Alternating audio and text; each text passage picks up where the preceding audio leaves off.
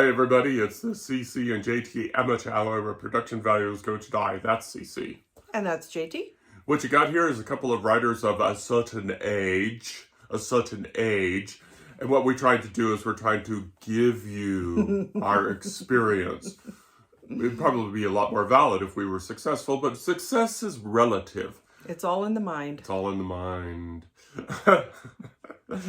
Sorry, we're kind of slow this morning because, well... It's Sunday morning. It's Sunday morning. It's early. It is October 8th, by the way, 2023. This is like episode 136 or 137 of this podcast. So we've been doing this for a while, but this is only like the second or third video cast, something like that. So what we're doing is we're doing the podcast. The microphone is here where you can't see it. And we're doing a video cast at the same time. And of course, we're going to be doing a TikTok short, not like we did last week. We learned our lesson. Guess what? TikToks have a 10-minute limit, and we talk more than 10 minutes. Honestly, if you film directly to TikTok, it's 3 minutes. If you upload, it's 10 minutes.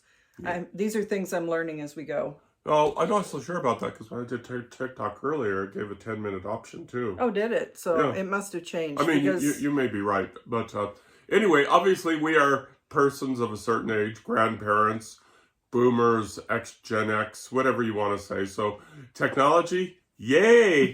Technology, yeah. But you know, we actually were kind of cheating because between the two of us, we have a lot of technological experience in education. So just we're not always up to speed on the most recent developments. Okay, so what we usually do is we usually start this off by doing current events, and we'll take this moment to re-announce or re-say that CC, that's CC on JT, that's CC, is doing Edgar Allan Poe readings. Yes, Spooktober with Edgar Allan Poe. There are 5 days up so far, I think. I got a little behind on that. And I will be doing the catch-up because I'm gearing this toward 31 days of Edgar Allan Poe, whether it's all separate stories or poems will be seen because a few of the short stories are a little bit long to be videoed, but if you're interested, you can check out my YouTube. There's, I did the Telltale Heart on there, which is one of my favorites. And I'm actually kind of proud of how that one turned out. I don't know if you ever watched it. I don't remember, but there's so much to watch, so much to do. I enjoyed doing the ending. Goes back to my dabbling into acting. So if you are interested in Edgar Allan Poe, I believe yesterday may have been the anniversary of his death. So Edgar Allan Poe and October kind of go together, especially since some of his stories and poems can be very spooky. Spooky. Anyway, speak up a little bit. Speak up a little bit because... Sorry. No, it's all right. Where do you speak Project. from? You speak from the toes. The diaphragm. No, diaphragm. Okay, and as for me, I haven't really been doing anything. And that's sort of what we're going to be talking about today, is we're going to be talking about that. We're going to talk about the many ways you can procrastinate writing. Yes. And, you know, it's like we all need lessons on procrastination. Because not how to do it, how to avoid it. Yeah, so no. We're all good at doing it. No, actually, what I'm going to talk about is, you know, all the ways that I'm procrastinating, so you can learn from, you know, Grandpa here. Okay, Boomer. And, yeah. And the first way that you can procrastinate is have a day job. Oh, wait, that's not me. Because, you know, having a really stressful, fully involved day job, and at the end of the day, and when you're of a certain age, everything goes... Yes. I have barely enough. I don't even get fully through the day anymore with my out of the house energy, because obviously all of us have kind of two personas that when we are out in the world, we have a different face that we present to the world. And when you come home, at least in my case, I become much more relaxed and comfortable, and I'm not worried about projecting things as much, and that may be part of the reason why I'm so tired at the end of the day. But dealing in what can be a public-facing job sometimes with people who tend to be in positions of power sometimes can be very stressful and tiring, and there's a lot of physical labor involved. So when I get home at night, writing is not always the first thing on my mind. Yeah, and it's it drains that creative energy. It does. You just sort of want to do what Cece does, is pop a a 6-pack, get in front of get in the lounger, get in the lazy boy, and then park it in front of a sports ball thing, and so she can cuss out all those sports ball things because that's such a cliche. He's the cussing out sports ball thing. And we actually don't. Okay, I have in the past done that with baseball, but I'm not doing that with football. Yeah, we don't. Or basketball. We don't have any booze in the house anyway, so we can't do that. No, but, we're not drinkers. So one way to procrastinate, one excellent way to procrastinate, is work a job. Have a full-time job and... But honestly, done right, you can do both. And a lot of people do both. Mm-hmm. And I do admire people who manage to walk that fine line between being exhausted from one and not able to function when you do the other. So there are people who are very good at it. Just at this point in my life, I'm having a much harder time of it. And, we don't mean to, hold Cece up like this, because people, in real life have day jobs and they have to go home, and then, they don't have the opportunity to de-stress. Right. And they don't have the opportunity to relax. And we're not trying to, cast any shadows on that, because that's a real life thing. They have to keep going because they've got to, set up a home for their family. So it's... Yes. Yeah. Well, there are people who are caregivers for maybe not only their children, but also their aging parents, or you may have a partner who has health issues. There are so many variables involved. You may be a single parent who's working, there's so many examples. Just so many different things that can drain your energy, but still people manage to find a way to do it. I'm just not in that particular place at the moment. Yet they find time to write, which is amazing. Do. It's just amazing. So they, hats off, respect to those folks. My turn, and the way that I'm procrastinating right now. Sure we don't have any booze in the house? The way that I'm procrastinating right now, as Alistair once quoted, the way that I'm doing it is I'm doing a lot of walking. I'm walking all over Carson City. Walking. 5-mile walks, 7-mile walks. In the past, what it is I use the walks as a way to, germinate the brain, come up with ideas, come up with thoughts and everything like that. But the fact of the matter is I've sort of set myself on this book that is going to be a really super big challenge to write. It's going to be some hard work writing, but maybe the hardest book I've ever written. And I'm just sort of procrastinating it by walking all over town. Yuck. And I don't have an excuse. But that is actually something that you used to do as a teenager and young adult. You were always out walking somewhere. Mm-hmm. And, maybe even though you're not actively realizing that you're creating something, it might be working in your subconscious. Yeah, I'm working something.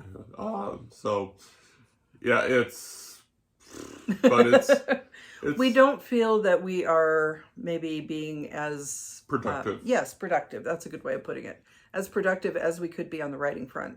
Yeah. And it is Preptober, which we talked about last weekend. So there are plans afoot for doing National Novel Writing Month in November, which is the book that JT is talking about, the third Maggie book. Yeah. Because the Sheriff in Nevada series has been very popular, and it would be good to continue or end that. If it's going to be a trilogy or maybe a continuing series, it would be good to continue on with that because people seem to enjoy it. Yeah, it's every once in a while pops up on the Amazon graphs where people are reading both books. So I really need to get that third book out there because there's a need for it. Another way I'm procrastinating is sort of like the way that CC's procrastinating is playing around with TikTok, and I've got some TikToks out there. Yeah. And where I've discussed the Cubs and marijuana and things like that. They're not really time consuming. It's just just another way to procrastinate. Right. What else have we done to procrastinate? Last weekend, and I think we talked about this in our last podcast, was we did a 5K, which the Race to Wrigley 5K, and looked at murals and things like that. And by the time we were done with that, neither one of us had the energy for much writing. So it was a very creative consumer experience, but not a productive creative experience. Yeah, it almost sounds like we're building up to a punchline here. some sort of comedy routine where we're trying to come up with some sort of thing, and we're not that bright. No. So punching through procrastination, punching through, this could be a form. This could also be considered a form of writer's block, where we just don't want to sit down and start writing, or we do want to sit down and write, but we don't have the gumption to do so. So these could all be forms of writer's block. And in the previous podcasts, we've talked about those. We've talked about how to punch through writer's block. But if you're new to the experience, we're going to go ahead and punch through them right now. And the easiest way to do it is, is just sit down and start writing. But that's the challenge, of course, is because when you have writer's block, you don't know what to write. So we're here to help you. We're here to save you from yourself. I don't know about that. We may be here to just reinforce how you feel. And the way to do it is, just write something else. Yes. Just write something else. Don't write about that. Don't write about that monkey that's on the shoulder there or on your back or something like that, because that monkey is only going to get heavier and bigger, and the harder you try, the bigger it's going to get. So write something else. And it doesn't have to be anything awesome. You could write about, that lady from Nantucket. Oh. Okay, variations of that. What I used to do is I used to write haiku, which is, pretty simple, 17 syllables. But it got me into thinking about words and specific words in a specific tantra, a specific pace. You could write, even any kind of writing. It just, sort of tap into that big, heavy, that big, heavy load, and just tap into a little bit, and maybe have it start springing leaks. Well, you can also find writing prompts online and just out in the world in general. Just pick something that catches your eye. Like, for example, this picture behind us. That could be a good writing prompt. Looking at that, is it sunrise? Is it sunset? I'm going with sunset because of the coloring. Could be sunrise, depending on which ocean you're facing.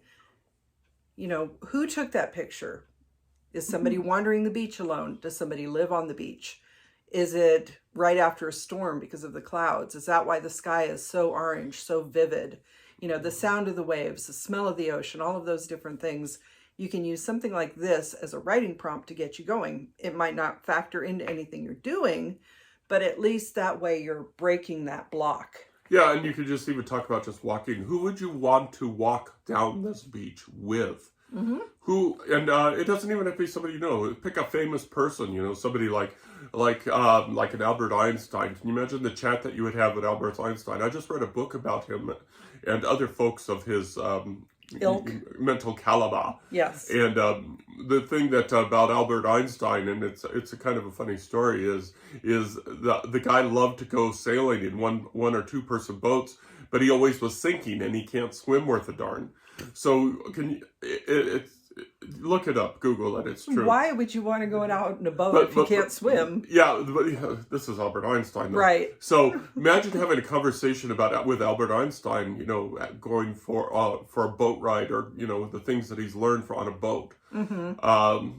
So there are things that you can do. Just tap into it. Now, notice we went from this picture all the way to Albert Einstein in just like a few seconds, and it didn't take us that long. Think about writing about, walking down the beach, as Cece said, listening and taking in all the, sensory stimulation or something, whatever I'm trying to say there. The five senses, your smell, the feeling of the ocean breeze or the sunlight warming your skin, the sound of the seagulls flying overhead, the crash of the waves. There are so many different sensory, the feel, if you're barefoot, the feel of the wet sand under your toes, that type of thing. And just by looking at this picture, you could probably get a short story. Yeah. Easily. It might be, what do they call them? Drabble, I think, which is a really, really, really short story. But it's something you just kind of pop it out really quick, and it just gets the juices flowing. A writing exercise. Yes.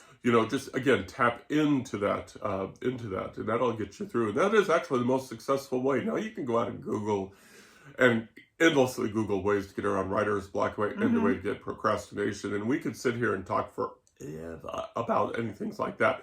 But we got a life. Do we? No, we don't.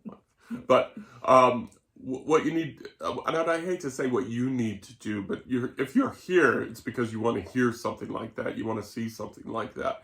What you need to do is you need to find something that works for you to get you through there.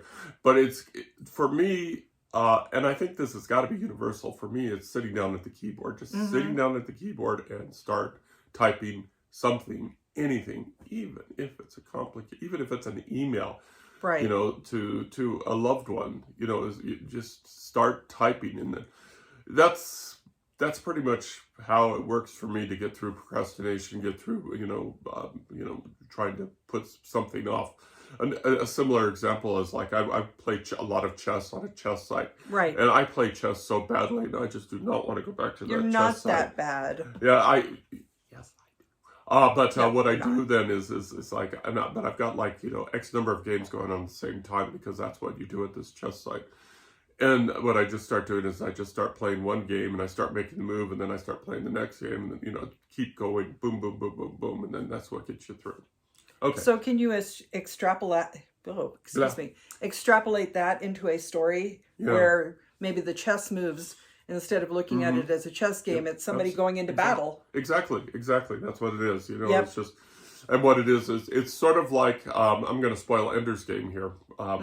Ender's Game, what happened was Ender's Game is a story about teenagers who were, of course, meaning to save the world, of course. Right. But how they would do it is that they were doing this training in a military complex, and each scenario would grow in complexity. And that's how I play chess. What it is I play, when I don't want to play chess, but I have to play chess because I'm timing out. What it is I pick the least moves. Right. That's the least moves made, and then I just sort of step my way up until I get to the more complex games. You just sort of step your way up. And with writing, you can do the same thing. What you do is you pick a simple subject, like your cat. Right. Maybe your cat is not simple. Cat, dog. Your dog. Your kids. Write a quick story about your dog, and then, level it up. To talk about, your feelings toward your dog, your experiences towards your dog. And again, these are just ideas that we're just throwing out there. Right. Another thing that I haven't used it much, but it does work for some people, is that I do have magnetic poetry. And I have some on the doorway across from me where it's you just pick words at random and kind of rearrange them until you get... I just pop some words up there, and it actually is kind of an interesting poem, which I cannot read from here. But it's something that you can do, is just take random words, move them around, see what occurs to you. You can create a poem that way. It can be a free form type of poem. You don't have to know, doublets and singlets and all that type of thing in order to do poetry. It just has to be something that you feel is poetic. So that's another way of breaking through. If you don't want to work on a fiction or a nonfiction piece, you can do something poetry related that's a little bit more free form. Yeah, just... And what are your ideas? Right. We're always looking for your ideas, because we could use some ideas too, because we're both we both know what we're doing in November. We both know what needs to prep for November, October. We both know that it involves, working it. Yes. We could use your ideas too. How do we break through to the other side? What are your tricks to get yourself going, especially after a long, hard day at work? What do you do to get yourself going? And I bet the answer is, and I don't want to steal your answer, but I bet the answer is sit your butt down in front of the computer and get to work. Don't think about it, because that's part of also our problem. And it's the paralysis through overanalysis. That is also a form of writer's block, and we've got a little bit of that going on here. We've got a little paralysis through overanalysis. And of course, the easy way to get through that is plotting, is to plot things out. Give yourself a map so you have something to work with. Have you figured out any of your own tricks to get through the paralysis from overanalysis? Well, my go-to fallback for when I'm overanalyzing a situation is going down research rabbit holes. I'll start researching things in my story because I like to throw in little interesting things. If it's something I'm not personally familiar with, I'll start researching it and go down those rabbit holes. And by the time, I'm done with that, it's bedtime and I haven't gotten any writing done. So you can research, but you have to put limitations on it so that you can actually get the work done. Yeah, but the problem with that, though, is Cece's problem may not be the same as yours. She's a professional researcher because of the nature of her day job. So it's like, it's harder for you than it is for some people to put limits on what you're researching. Yes. So, well, that actually ends up being a problem in the day job because we are supposed to have limitations on how much research, and I really like researching things, so,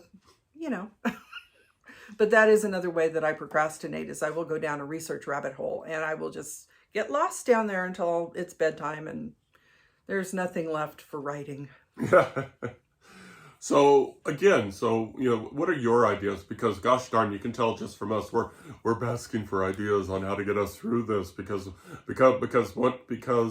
starting November 1st, we have no excuse. Right. 1,600, 1,700 words a day. Whoop-ha.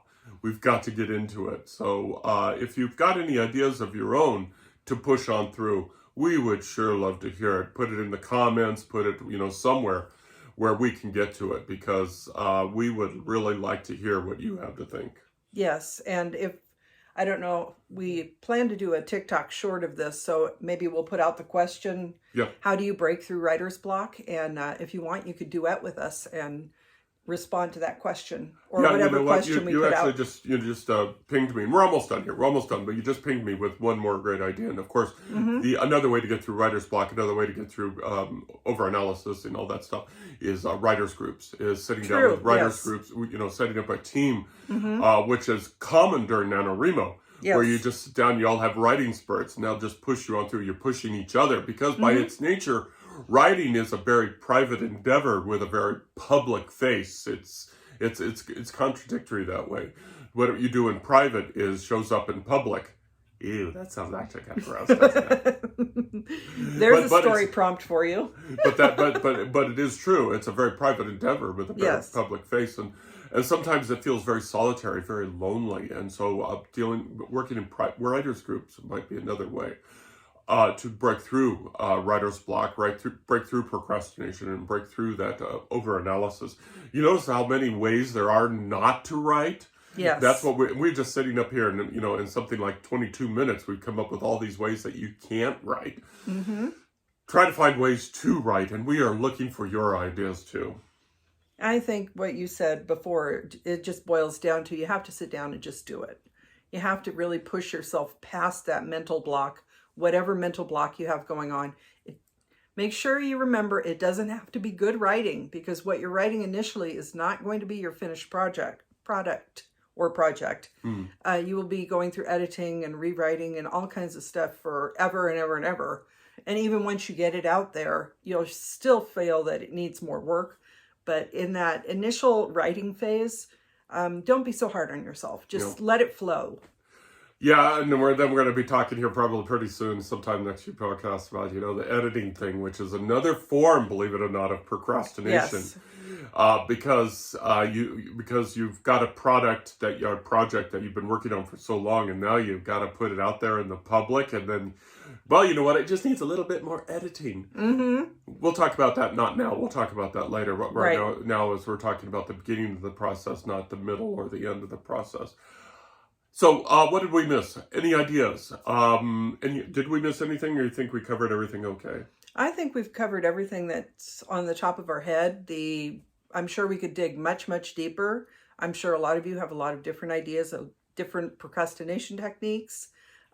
So, if you'd like to share those with us, like JT said, we'd love to have some suggestions on how to break through this. Of course, I've found that I do watch and listen to a lot of other writers talk about their processes, and it has to really resonate with you. It has to really start internally. So you can take other people's advice, but you kind of have to make it work for yourself. So whatever we tell you, obviously, like you said, you need to do this. We can't really say that because it's not going to work for you the same way it works for us. Yep, absolutely. One more thing that we want to touch on of great importance, of course, is, we are experimenting with the video thing. We're experimenting with the YouTube, which gets a very few views, and we're experimenting with the TikTok, which actually gets quite a few views, hundreds of views. But we're still working through the staging thing. This is our temporary studio. We call it the den. We have an overhead light, and we have we have my phone this time. Usually it's CC's phone because she does the video stuff, and I do everything. I do the rest of the social media stuff. Yep. But because of things today, it's on my phone. But what are some ideas that you might have to help enhance your viewing pleasure, your viewing experience? Because if you've got some ideas, we'd sure love to hear them. We're learning this too. Yes. Again, people of a certain age, any help that you can give us, especially with my hands. Ow. Oh, I'm sorry. Never mind. So any ideas on our video stuff, please let us know that we could use that too.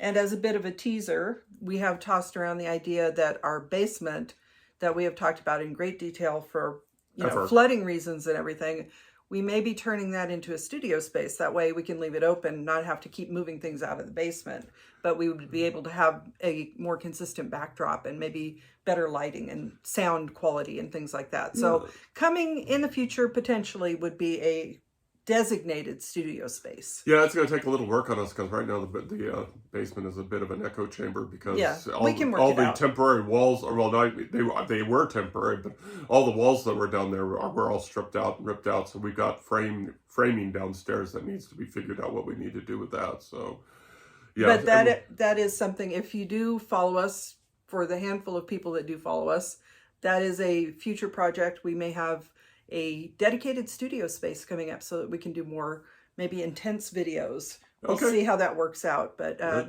should be something fun. Yeah, another way to procrastinate writing. Yeah, one more way to procrastinate. Obviously, we're not going to be doing that anytime before November because we have to write. Yes. Okay. Again, any ideas, anything like that, put them in the comments. Go ahead and email us through our website at www.carsonhume.com. I think I did 3 W's there. www.carsonhume.com. Okay. And tell us how, and critique us, be gentle, but, let us know what we could do to improve your viewing experience and what will be more likely to help bring you back. And like I said, we've got over 130 episodes of podcasts out there that you can wander through and listen to two people who actually sound a lot more comfortable just doing audio than doing this.